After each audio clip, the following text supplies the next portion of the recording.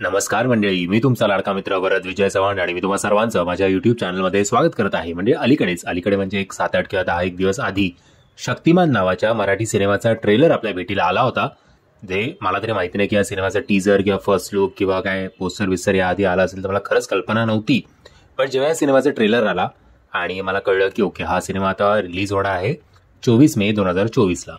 So तेव्हाच मी trailer रिव्ह्यूमध्येच म्हटलं होतं की बाबा, इतक्या कमी कालावधीत तुम्ही कितीही तुमचा चांगला सिनेमा असला तरी या सिनेमाचं प्रमोशन कसं काय करणार बुवा.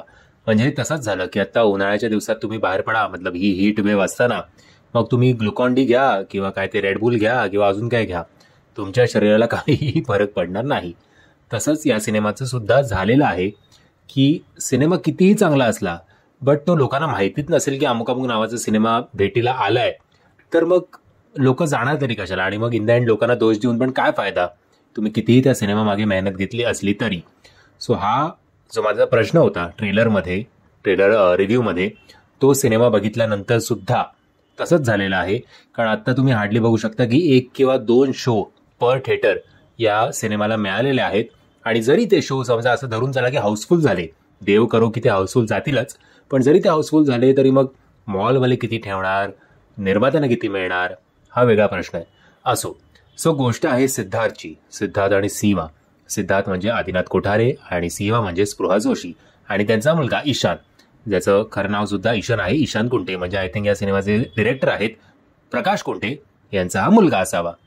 सो एनिवेज, यात एका कुटुंबाची गोष्ट आहे. सिद्धार्थ जो आहे तो एका IT कंपनीमध्ये कामाला असतो आणि अचानक एक दिवशी त्याच्या IT कंपनीमध्ये काम करणाऱ्या तानाजीशी त्याची भेट होते. तानाजी म्हणजे आपले प्रियदर्शन जाधव, माफ करा. आणि त्याची मुलगी सुरभीला एक आजार असतो. आणि जसं तुम्ही ट्रेलरमध्ये बघितलं असेल की आपला जो नायक आहे सिद्धार्थ, तो लोकांना मदत करण्यासाठी खूप इच्छुक असतो. सो या सुरभीचं सुद्धा काही ना काहीतरी हेल्थ प्रॉब्लेम्स असतात. ते काय आहे हे जाणून घेण्यासाठी तुम्ही हा सिनेमागृहात जाऊन बघा. बरं, त्या हेल्थ प्रॉब्लेम्सवर त्या मुलीला आणि त्या फॅमिलीला सपोर्ट करण्यासाठी याच्या स्वतःच्या फॅमिलीमध्ये काही प्रॉब्लेम्स होतात का, बरं एवढं सगळं करून तो फंड रेज करून सुद्धा ती जे काही तिच्या हेल्थचे प्रॉब्लेम्स आहेत ते सुटणार का, या सगळ्या गोष्टी जर तुम्हाला जाणून घ्यायच्या असतील तर तुम्हाला हा सिनेमागृहात जाऊन बघायला हवा. बरं, अशा सिनेमांकडनं एक तर मुळात मी ट्रेलरला पण बोललो होतो की मी स्टार्ट टू एंड जर हा सिनेमाला अगदी म्हणजे आपण बोलतो आपल्या लहानपणापासून आपल्याला समजा काही कुठली एक नवीन गोष्ट सुरू करायची असेल आणि समोरचा व्यक्ती बोलला की नाही हे शक्य नाही, तेव्हा आपण त्याला बोलतो न ची बाराखडी बोलू नकोस. तसं मी या ट्रेलर रिव्ह्यूमध्येच बोललो होतो की र ची बाराखडी या सिनेमामध्ये नको, की बाबा स्टार्ट टू एंड रड गाणं नको, हळूहळू काहीतरी प्रोग्रेशन होऊ दे. पण अनफॉर्च्युनेटली ज्या मोमेंटला आपल्याला ढसाढसा रडायला यायला पाहिजे तिकडे तर मला आलं नाही बुवा, टू बी फ्रँक.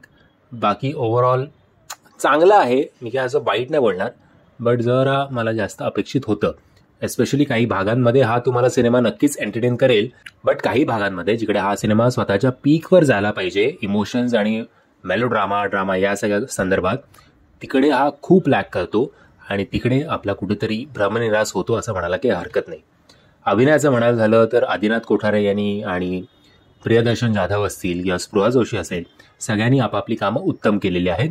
बाकी सगळ्यांनी त्यांच्या वाटेला जे काही आलं ते चांगलं केलं किंवा बरं केलं असं पण म्हणूया, चांगलं असं नाही म्हणत मी.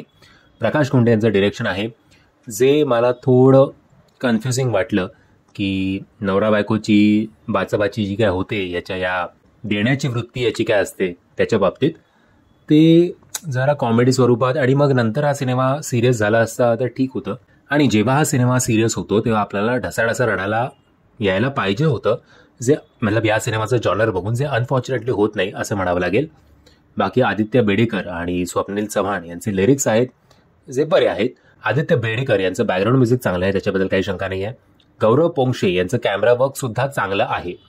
ओव्हरऑल तुमच्यावर आहे, मतलब आता समजा मी बोलतोय की मला काही काही ठिकाणी हा सिनेमा डिसअपॉइंट करतो, तर तुम्हाला आवडू शकतोय, प्रत्येकाच्या पॉईंट ऑफ व्ह्यूवर आहे.